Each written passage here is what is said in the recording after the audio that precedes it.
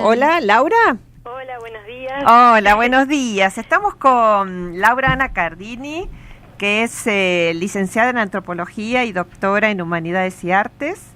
Es investigadora adjunta del CONICET, profesora titular de la Cátedra de Sistemas Socioculturales Americanos de la carrera de licenciatura y del profesorado en Antropología de la Facultad de Humanidades y Artes de la Universidad Nacional de Rosario. Así que, rosarina. Bienvenida. Bueno, muy bienvenida, Laura. Un gusto poder conversar contigo, que nos puedas compartir todos parte de tus saberes e investigaciones. ¿Cómo estás? ¿Bien? Bien, bueno, muchas gracias a ustedes por la invitación, Nelín, a todo el programa y a la audiencia también. Siempre es muy bueno poder compartir, ¿no?, nuestros pensamientos y en estos espacios colectivos, sobre todo como el de ustedes, el de un medio de comunicación. Así que agradecida, principalmente. Claro, porque acá, por ejemplo, tocamos el tema de interculturalidad y tal vez tenemos un imaginario sobre los pueblos originarios.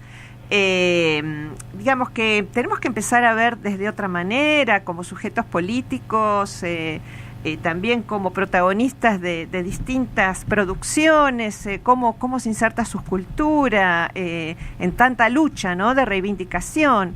Entonces, nos parecía interesante que nos pudieras ayudar en esas desconstrucciones de imaginarios, tal vez, y poder acercarnos, ¿no?, a quiénes son los COM en Rosario.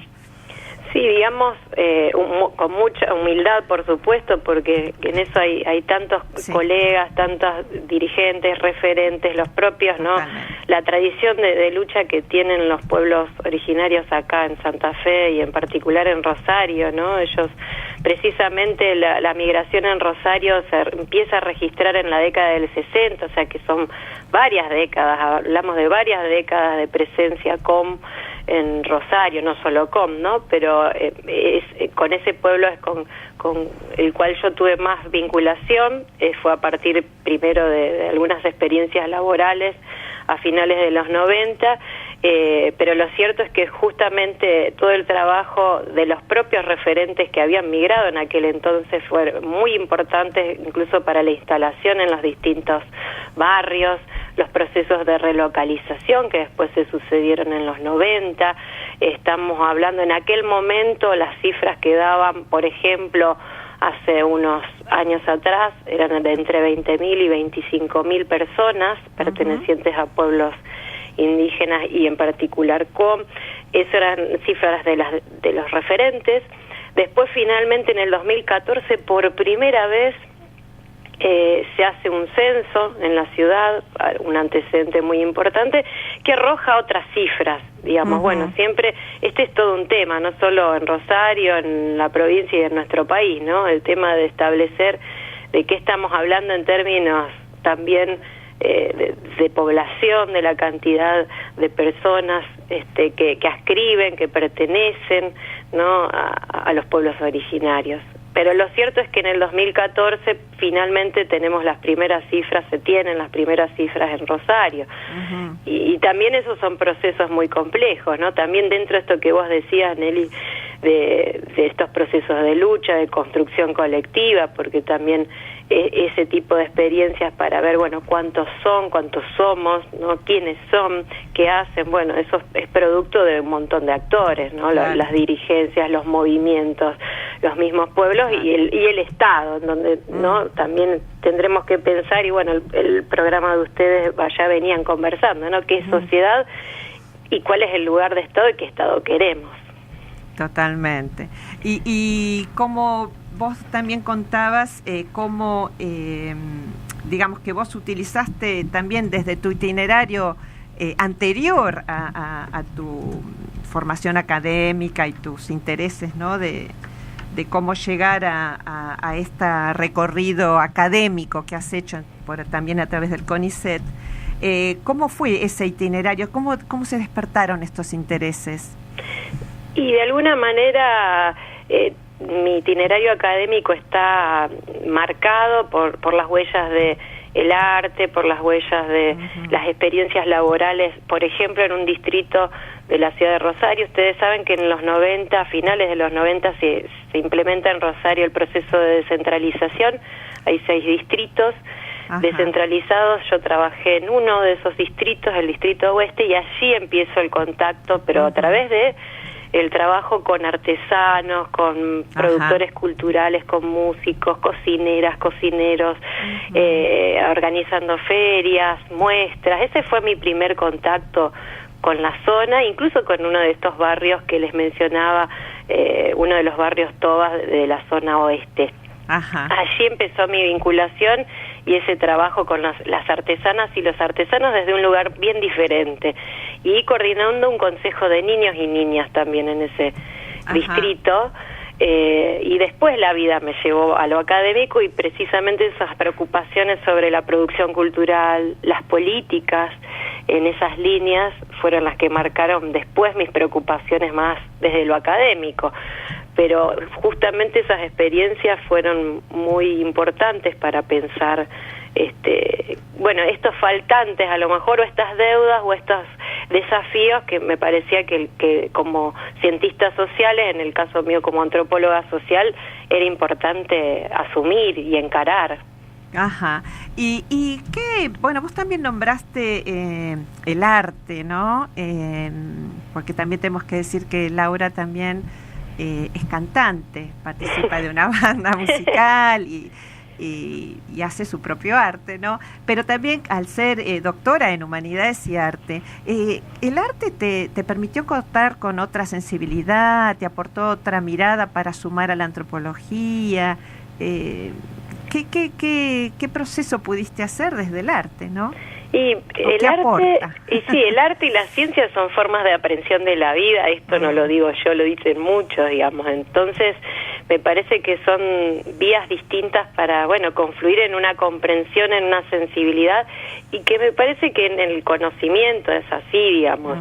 Cuanto más empáticos, comprensivos, comprometidos, podremos discutir qué es compromiso para cada uno, pero me parece que todas esas confluencias nutren una mirada o un aporte. Me parece que es desde ahí, y siempre, o por lo menos en las experiencias laborales que he tenido, siempre una cosa ha alimentado a la otra y la ha nutrido. Así que, y por ejemplo, con respecto al trabajo con las niñas y los niños, digamos, tanto la antropología como los lenguajes expresivos iban alimentando el trabajo de escucha y de construcción y de co-construcción con ellos, ¿no? Claro, es muy amplio el trabajo del antropólogo, ¿no? Y sí, hay antropología para todo. No, pero sí, realmente hay todo, por suerte el campo se ha enriquecido muchísimo, hay mucha antropología, y me parece que es importante abordar las temáticas desde, su complejidad, su inscripción histórica, por supuesto, eso es clave. Y en este caso, volviendo un poco a algunas de las preguntas que vos hacías, en Rosario, esta ciudad de la Pampa gringa, ¿no? Compuesta, esta ciudad puerto, blanca, entre muchas comillas, ¿no? Claro. La presencia en este caso, ¿no? Pensando en que la antropología puede colaborar como otros saberes, ¿no? Es el único, como muchas otras experiencias, ¿no? A contribuir a visibilizar, o por lo menos a desentramar y desnaturalizar algunas ideas que están en nuestras sociedades. Me parece que ahí hay un humilde aporte en el cual podemos acompañar a estos procesos, o de lucha o de visibilización, ¿no? Claro. En ese camino. Claro, otras miradas, y dar voz a los protagonistas, ¿no?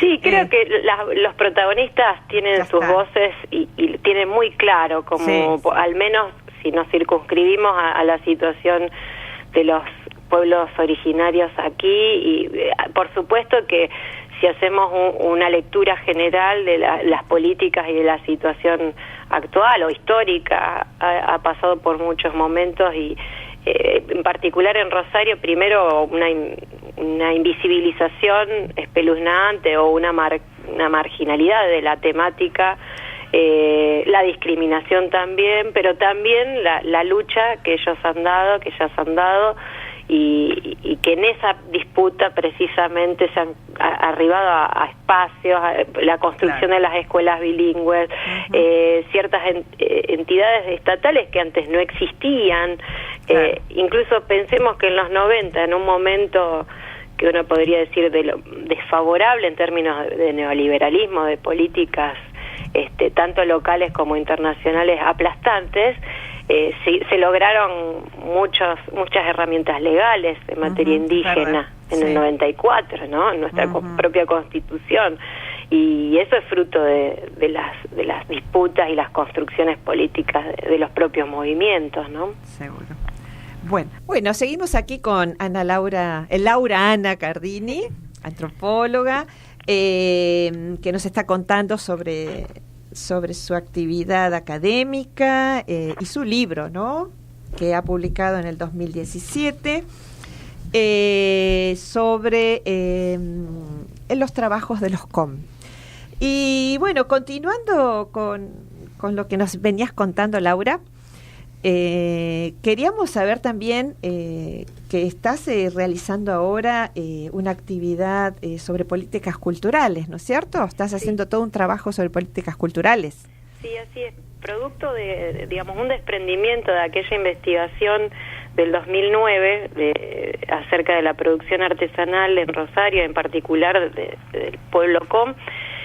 Un capítulo, una de las líneas tenía que ver justamente con qué pasaba con las políticas estatales en materia de artesanías, en materia de interculturalidad, en materia de políticas indígenas, y ahí ya había empezado a trabajar con algunos trabajadoras de áreas o funcionarios, y empecé a desarrollar, digamos, qué había sucedido también en Rosario respecto de las políticas culturales municipales en particular.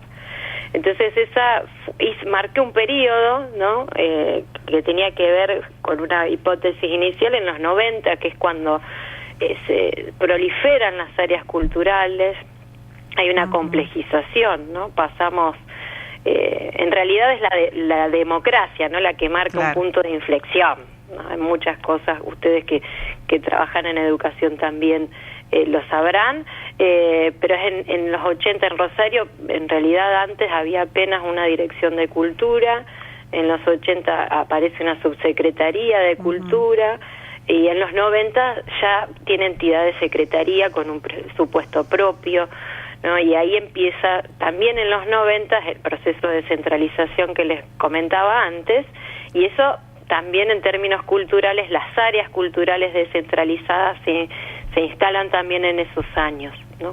En términos de lo que fueron las formulaciones de esas políticas. Entonces esa línea es la que con la que estoy trabajando ahora últimamente, y estoy relevando esos procesos. Que si hay algo que los antropólogos, las antropólogas podemos también aportar es en esto, ¿no?, de documentar lo indocumentado, dirían los maestros, las maestras, en relación a esto, ¿no? De que hay escrito, hay producción, pero bueno, o es fragmentaria, o está, reunir eso, tratar de reconstruirlo, nos parece que es como, un aporte que podemos hacer en esa línea. Bien, muy bien. Y algo que también en la charla que hemos tenido, vos habías comentado también que esto te llevó también a entrevistar a funcionarios, aquellos que llevan adelante las políticas o que las diseñan, ¿no? Así es, eso, sí. ¿Cómo lo viviste? Y fue un cambio también, presentó otros desafíos, ¿no? Porque, trabajar acá en Rosario, además, varios de los funcionarios, de las funcionarias, al menos lo que detecté hasta el momento, tenían que ver con su tradición militante en décadas anteriores, un espacio de reconocimiento importante también en los campos culturales y artísticos de los cuales procedían, no todos, pero una gran mayoría, y eso fue también significativo, y también distinto el acceso o al campo, diferente, ¿no? La relación, pensemos que la antropología funda, ¿no?, la construcción de conocimiento en esa particular relación de confianza, ¿no?, que se produce en la entrevista antropológica, esa entrevista en profundidad, en donde, ¿no?, ingresamos, ¿no?, en los universos de las entrevistadas, de los entrevistados, ¿no?, o al menos esa es la intención y es esto que se debate también acá en el espacio de ustedes, ¿no? Son pequeños espacios de comunicación y de también interculturalidad en un sentido, ¿no? Claro. Con desafíos distintos, porque tienen que ver en este caso ¿no?, cómo se pensaba la ciudad en un momento, ¿no?, cómo se imaginaba que debía ser esa ciudad, y qué fue lo que pasó después, ¿no? También. Claro. Bueno, vamos a ir cerrando entonces la entrevista y nos gustaría que nos dijeras en qué centrás vos que podría ser un gran aporte, digamos, ya dijiste algunos, y algo más que quieras concluir con respecto a tu investigación y a las políticas culturales específicamente. Sí, qué pregunta. No sé si la podré responder, pero bueno, me voy a acercar a una respuesta compartida, que es en realidad esto en todo proceso en el que participemos, sea el de conocimiento, de pensamiento, de construcción, hasta de una política, ¿no?, de diseño, etcétera. Me parece que la clave es que todas las voces tengan su lugar, que todos los saberes y las experiencias, evitando, ¿no?, que haya saberes mejores y peores, más verdaderos o menos verdaderos, que tengan su lugar, digamos. Me parece que ese esfuerzo, que sí es un diálogo de muchas voces y un esfuerzo, podríamos llamar intercultural o de intersaberes, me parece que esa es la clave siempre. Que si son políticas o acciones que responden, que involucran al sector artesanal, que las artesanas, que los artesanos participen de esos procesos. Si son otros colectivos, de igual manera. Son procesos complejos, llevan tiempo, pero me parece que es la única clave de generar espacios realmente de participación y de construcción duraderos, fuertes, ¿no? Bueno, muchísimas gracias, totalmente de acuerdo con esto que nos decís. Y que compartimos totalmente, ¿no? Por lo menos desde acá, desde este programa, así también lo entendemos. Bueno, te agradecemos mucho por tu tiempo, dedicarlo a esta entrevista y bueno, y así decidimos también que aquel que quiera comprar el libro, lo vamos a poner aquí a subirlo al Facebook de Sintonía Educar. Muchas gracias a ustedes por esta oportunidad y agradecida con el espacio. Bueno. Muchas gracias. Gracias a vos. Hasta luego.